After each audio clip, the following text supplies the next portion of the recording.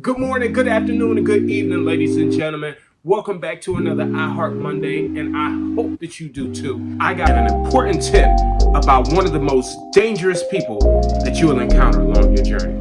Let's go ahead and get this party started. Make sure you subscribe to the channel if you like what you hear. If you don't, that's cool. I still thank you for checking out the content today. I don't care if you're at the beginning of your journey, on the journey, or if you're reaching the pinnacle of your success. There is one type of person that I want to let you know that you need to be aware of. These are the dehydrators. What's a dehydrator, you might ask yourself?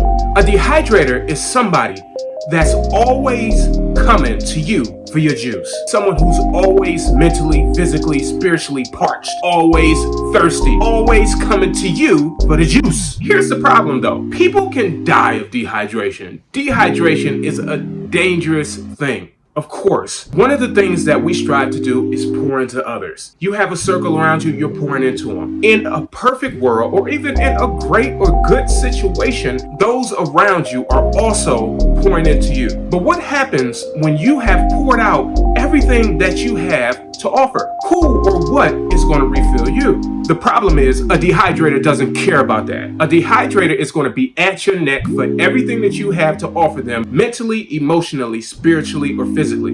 Where are most people who are dehydrated at? The lower that you go, the more pressure there is on you. So what happens when you have more pressure on you? And let's combine more heat. These are two prime ingredients for dehydrators. You will most often find dehydrators under the most pressure, most heated situations, heated circles, or heated surroundings. And some of y'all have been in heated circles so long that the temperature's just fine with you. You don't even realize that where you're at is warmer than you probably should be. And this is where you find the most dehydration at. Let me give you an example.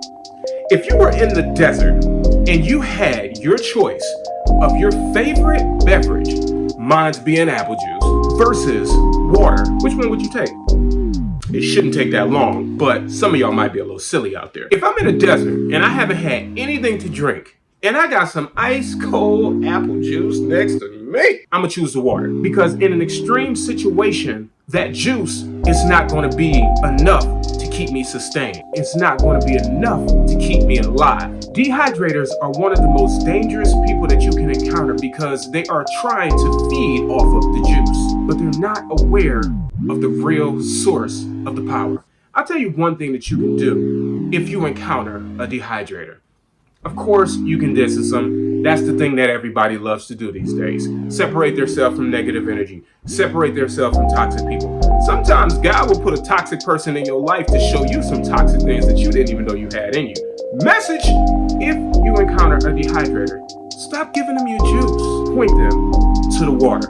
Here's the thing. You might have the juice, which in my definition is whatever it is that you set your mind to do. You can have all the juice in the world, but that doesn't make you the tree from which the fruit comes from. Therefore, point that dehydrator to the source. Don't point them to you. They're going to keep coming to you. And somebody who's staying full is also going to the source to remain full. Don't keep that dehydrator coming to you for a substance that can't sustain them. Point them to the tree. Point them to the water. Be careful. Be cautious. iHeart Mondays, I hope you do too.